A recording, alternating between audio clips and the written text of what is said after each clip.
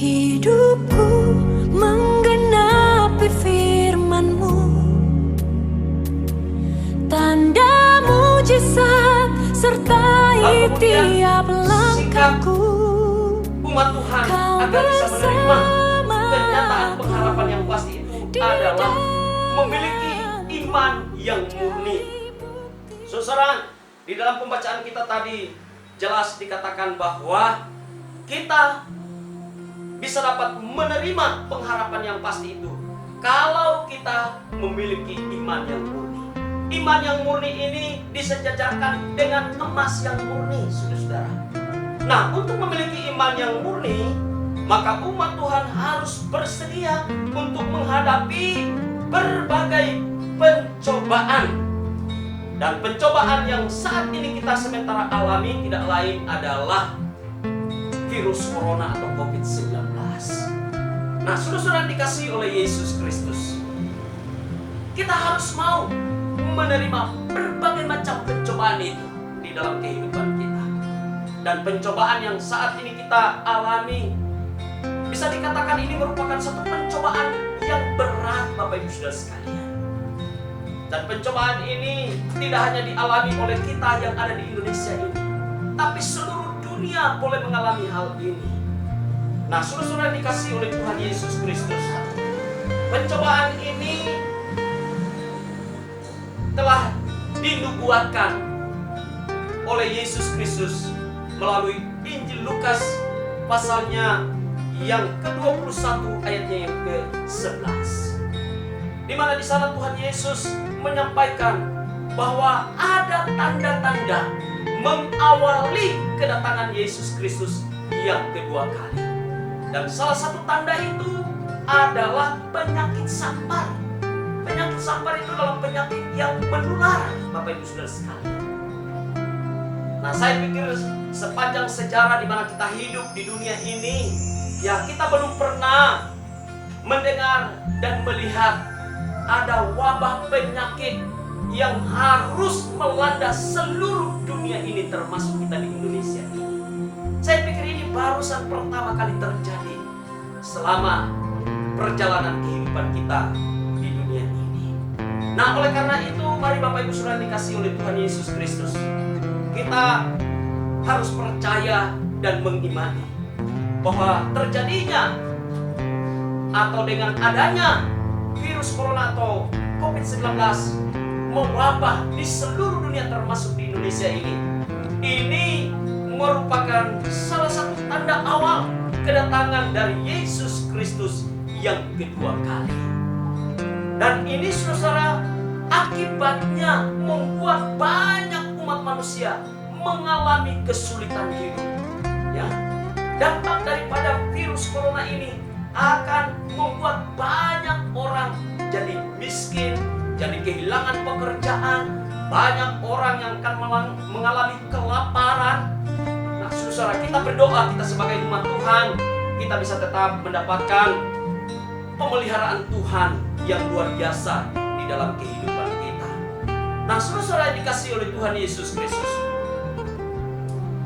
virus corona saya katakan ini merupakan salah satu tanda awal dari kedatangan Yesus Kristus yang kedua kali.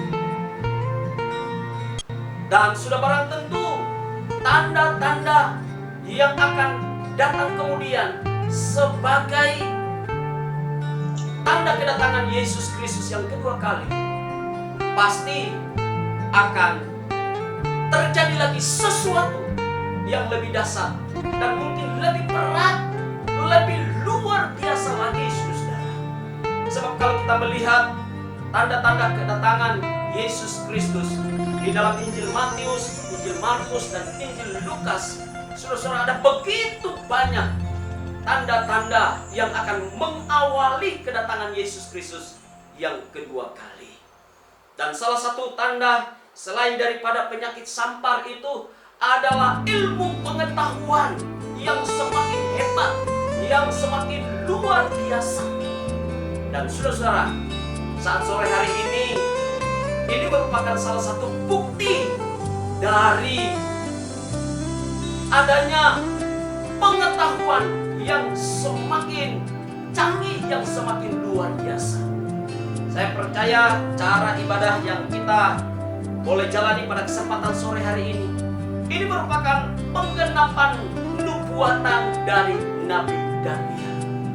Nabi Daniel sudah menubuatkan bahwa sesungguhnya pada akhir zaman ilmu pengetahuan itu akan semakin bertambah, semakin maju, semakin canggih, begitu luar biasa.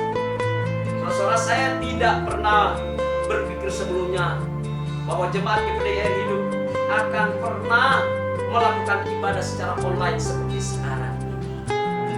Tetapi saudara-saudara dikasihi Tuhan, kalau hal ini terjadi saat sekarang ini, kita harus beribadah dengan cara seperti ini. Saudara, ini juga merupakan penggenapan nubuatan daripada firman Tuhan. Salah satunya yang membuatkannya itu adalah Nabi Daniel. Ini juga merupakan salah satu tanda awal daripada kedatangan Yesus Kristus yang kedua kali. Dan akan ada tanda-tanda yang lain. Firman Tuhan berkata bahwa tanda-tanda itu akan menggoncangkan bumi, menggoncangkan langit juga. Dan saudara-saudara, akan ada peperangan, akan ada kelaparan, akan ada wabah penyakit yang macam-macam. Tapi kita sebagai umat Tuhan yang sudah dilahirkan kembali di dalam Yesus Kristus, dipastikan bahwa nama kita sudah tercatat di dalam kerajaan surga. Dan saudara-saudara, dalam kitab Nabi Daniel juga dikatakan di sana bahwa setiap orang yang namanya telah tercatat dalam kitab kehidupan, saudara-saudara, maka akan terhindar dari berbagai macam kesukaran dan kesulitan yang melanda dunia ini.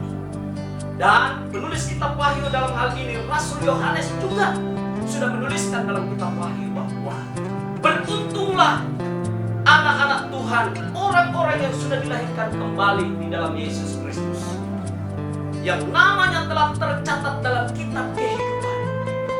Saudara-saudara, sekalipun terjadi berbagai macam kesukaran kesulitan di muka bumi ini, peperangan akan terjadi, bahkan ancaman-ancaman juga yang akan menimpa orang-orang yang percaya kepada Yesus Kristus. Apatah lagi Bapak Ibu Saudara sekalian, kalau nanti chip yang di dalamnya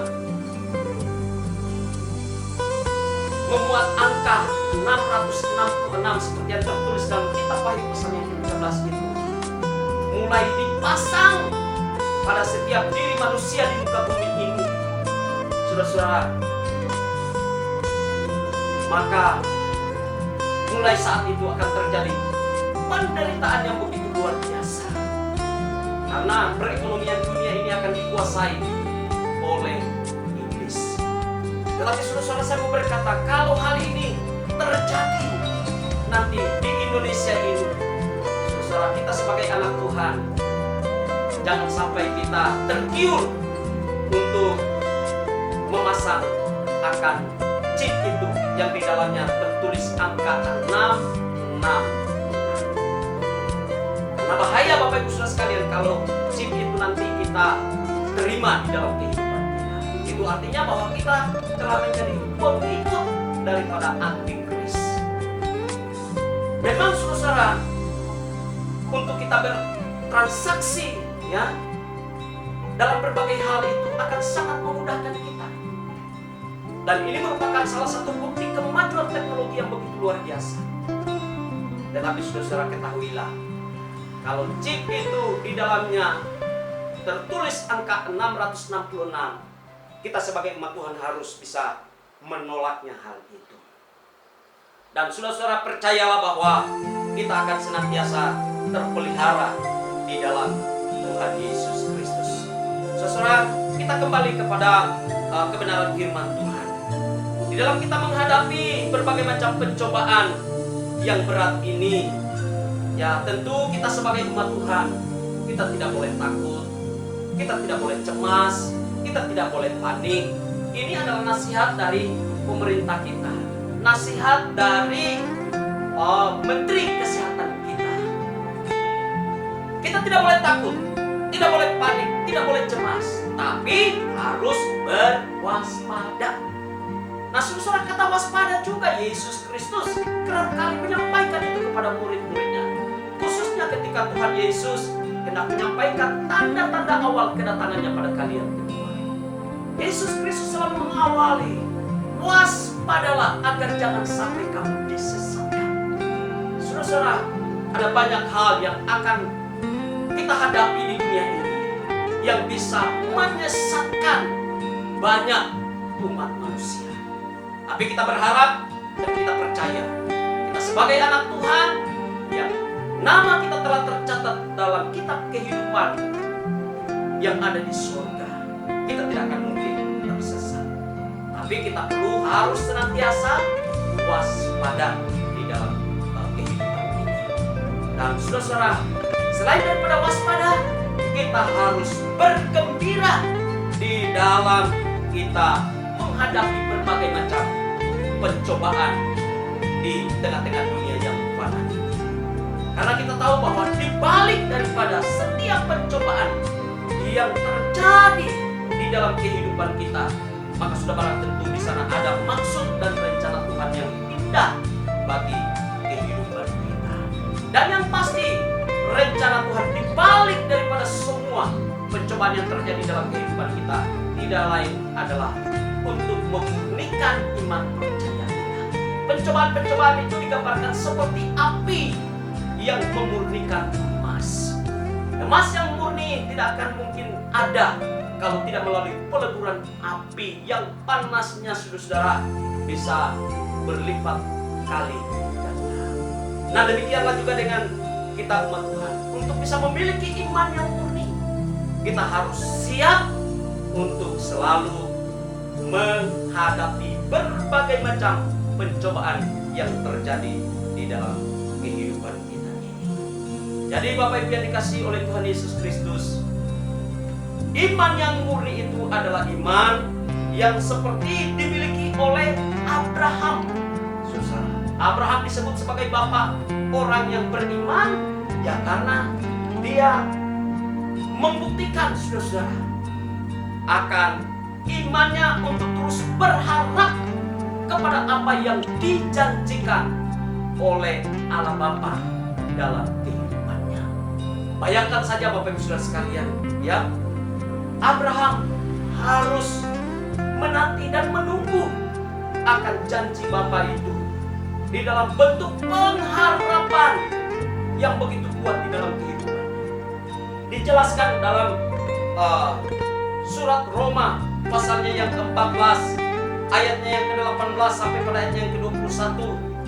Di sana dikatakan bahwa sekalipun Abraham itu secara jasmani, ya,